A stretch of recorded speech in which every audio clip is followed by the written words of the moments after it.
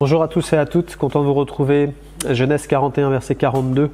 Pharaon ôta son anneau de la main et le mit à la main de Joseph. Il le revêtit d'habits de fin lin et lui mit un collier d'or au cou. Amen. On va parler des habits aujourd'hui. On voit que Pharaon va le revêtir de fin lin, c'est-à-dire à l'époque c'était quelque chose d'éclatant, c'était lumineux. Le but c'était qu'il rayonne en fait et que tout le monde puisse voir que quand il est là, eh bien tout le monde est impressionné, tout le monde est émerveillé et tout le monde est limite dans l'adoration pour Joseph. Donc en fait, il veut vraiment le mettre en avant et il va le revêtir de fin lin. Et c'est quelque chose qui était précieux, qui était cher, que c'était pas la basse société qui pouvait acheter cela. Ils achetaient du lin, mais pas du fin lin en fait. C'était complètement différent. C'était d'un autre niveau. Donc en fait, il va être quelqu'un de très spécial, Joseph, dans la société. Et la Bible nous dit que nous-mêmes, nous avons été revêtus de la robe de justice, de la robe qui est éclatante. Et c'est ce qu'est l'Église en général. Elle était revêtue de fin lin, qui sont les œuvres des justes, nous dit l'Apocalypse. Mais la Bible nous dit que il y a parfois certains d'entre nous pouvons délaisser même ces vêtements et nous dévêtir de ces choses-là, alors que ce sont les choses les plus précieuses de notre vie, parce que ça a été acquis à la croix pour nous. Et j'aimerais te poser cette question aujourd'hui. Est-ce que, dans ton cœur est-il toujours aussi bouillant comme au premier jour? Est-il toujours autant attaché comme au premier jour à Jésus-Christ? Est-ce que la tiédeur n'a pas pris place dans ta vie? Et j'aimerais prendre ce texte aujourd'hui, Apocalypse chapitre 3, versets 14 à 19. Écrit à l'ange de l'église de Laodicée. Voici ce que dit l'Amen, le témoin fidèle et véritable, le commencement de la création de Dieu. Je connais tes œuvres. Je sais que tu n'es ni froid ni bouillant. Puisses-tu être froid ou bouillant? Ainsi, parce que tu es tiède et que tu n'es ni froid ni bouillant, je te vomirai de ma bouche. Parce que tu dis, je suis riche, je me suis enrichi et je n'ai besoin de rien. Et parce que tu ne sais pas que tu es malheureux, misérable, pauvre, aveugle et nu. Je te conseille d'acheter de moi de l'or éprouvé par le feu, afin que tu deviennes riche, et des vêtements blancs, afin que tu sois vêtu et que la honte de ta nudité ne paraisse pas. Un collier pour oindre tes yeux, afin que tu vois. Moi je reprends et je châtie tous ceux que j'aime. Et donc du zèle, et repens-toi. Amen. Cette chose-là peut encore nous arriver.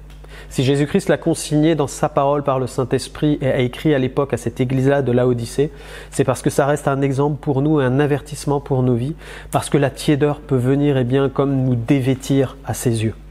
Et il ne faut pas que ça soit comme cela. Qu'est-ce que la tiédeur? On voit que Laodicée, c'était une ville qui était prospère à l'époque. Pourquoi? Parce qu'elle avait deux sources qui étaient complètement différentes. Elle avait une source d'eau qui était une source d'eau froide, qui était là pour guérir les yeux. C'était vraiment quelque chose qu'on mettait à l'époque, c'était médicinal. Et puis il y avait une source d'eau chaude aussi qui arrivait.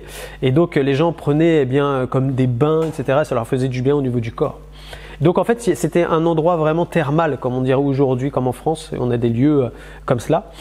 Et Laodicée était connue pour ça, donc le monde affluait à cet endroit-là, et ce pays-là, cette ville-là, s'était enrichi en fait de cette manière-là.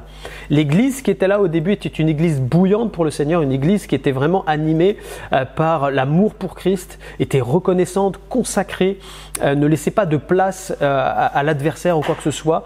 Elle œuvrait avec tout son cœur. Sauf qu'à un moment donné, cette église-là s'est enrichie au point qu'elles ont mis Christ en deuxième plan.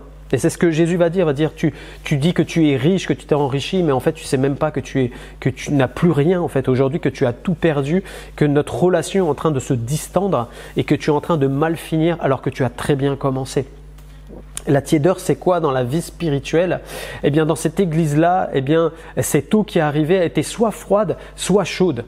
Et en fait, le Seigneur va dire, puisses-tu être froid ou bouillant?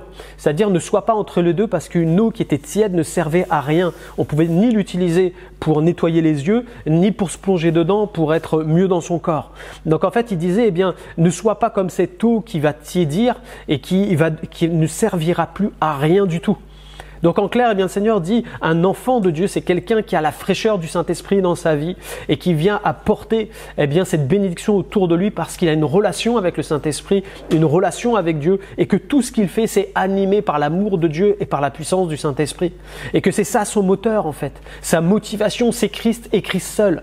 Que les choses du monde ne l'intéressent pas, qu'il en est complètement détaché. C'est plus sa recherche aujourd'hui, qu'aujourd'hui il investit pour le royaume et c'est ça qui le rend aussi bouillant pour Dieu et que c'est un homme ou une femme eh bien, qui est zélé pour Christ. Mais combien dans notre monde matérialiste, surtout en Europe, eh bien, les églises parfois sont diluées et même tendent vers des choses qui sont complètement mondaines. On enseigne même ça dans les églises avec soi-disant l'évangile de la prospérité. Donc à l'arrivée, on a des croyants qui sont complètement dilués et qui ne mettent plus Christ en avant toute chose, mais qui mettent leurs affaires avant Christ. Et c'est là où la tiédeur s'installe dans un cœur parce qu'on ne se tourne plus vers Christ, mais on est dépendant de tout ce qui se passe autour de nous. Et c'est ce qui s'est passé pour Laodicée. Elle s'est perdue. Mais dans sa grâce, Jésus-Christ est venu parler au cœur de son Église parce que c'est son épouse et qu'il tient à son épouse. Et il vient pour ranimer la flamme comme il veut ranimer la flamme aujourd'hui dans ton cœur. Toi qui peut-être entends cette émission et qui dis « mais moi c'est mon cas ». Je suis devenu comme un religieux en fait. Il n'y a plus rien qui m'anime. J'ai perdu le fil. Je ne parle pas à ceux qui sont dans le découragement. Ce n'est pas à ceux-là que je parle aujourd'hui. Parce que parfois on a des combats et on peut tomber. Ce n'est pas ceux-là. Ce n'est pas ça que Jésus-Christ est en train de parler. Il parle à ceux qui sont dans les faux semblants, qui ne savent même plus pourquoi ils suivent Christ. Qui sont juste dans l'apparence avec Dieu, mais plus dans la communion avec le Seigneur. Quand ils se lèvent le matin, c'est plus Dieu qui les intéresse. Il n'y a plus rien pour Dieu. C'est juste des faux semblants. C'est comme si eh bien, tu viens à l'église le dimanche et que tu viens même pas pour adorer, tu viens parce qu'il faut venir. Ça s'appelle de la religion. Il n'y a plus rien. Et Dieu vient pour ranimer le cœur de ses enfants et de dire « ranime-toi, repens-toi », ce qu'il va dire « repens-toi ». Moi je reprends et je châtie tout ce que j'aime. Ça veut dire qu'il t'aime même si tu es devenu tiède aujourd'hui et ce qu'il cherche c'est ce que tu ranimes ça dans ta conscience et que tu prennes conscience de ton état mais à dire aujourd'hui Seigneur je veux un renouveau dans mon cœur et Dieu le fera.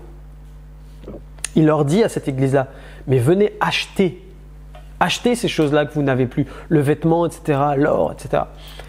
Pourquoi acheter? On me dira mais le salut c'est gratuit. Mais en fait le salut est gratuit mais la marche avec Christ elle est payante, elle est coûteuse. Parce qu'elle coûte notre vie entière. Elle doit faire sacrifice de toutes ces choses-là du monde qu'on nous propose pour dire « moi, j'appartiens à Christ et je marche pour lui et par lui seulement ».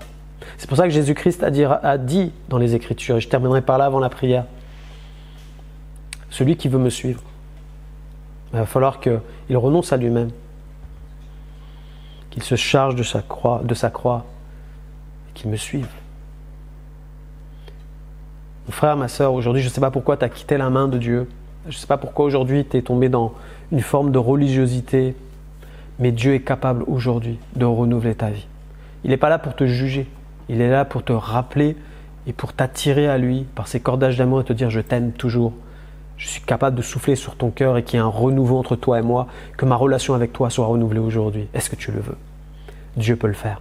Je te demande juste de t'approcher dans la prière avec moi et je veux juste prier pour toi qui écoute cette émission et qui peut-être t'est éloigné simplement de la présence de Dieu. Seigneur, merci pour ta parole, merci Seigneur parce que tu nous parles aujourd'hui, que tu nous aimes, mais que tu connais aussi notre état, rien n'est caché devant toi. Si tu sondes nos cœurs, ce n'est pas pour nous faire du mal, Seigneur, mais c'est pour venir ranimer ce qui peut être en train de mourir. Père, merci parce que tu prends soin de nos vies. Seigneur, je te prie pour tous ceux qui écoutent cette émission et qui peut-être se reconnaissent comme tièdes aujourd'hui, ça veut dire que tu es déjà en train d'agir dans leur cœur. Seigneur, je te loue mon Dieu, parce que Seigneur, tu es celui qui vient pardonner les péchés et qui vient ranimer la flamme. Seigneur, je te prie pour qu'ils relèvent la tête, qu'ils remettent leurs mains dans la tienne et qu'ils marchent pour la gloire de ton nom. Qu'ils renoncent à nouveau, Seigneur mon Dieu, à toutes ces choses, Seigneur, qui les freinent et qu'ils portent chaque jour leur croix et qu'ils te suivent, Seigneur. Merci de les renouveler, de les fortifier. Que ceux qui peut-être ont été blessés ou attirés par le monde, Seigneur, retourne à toi aujourd'hui dans le nom de Jésus. Merci Seigneur. Amen. Que ton nom soit béni. On se retrouve demain.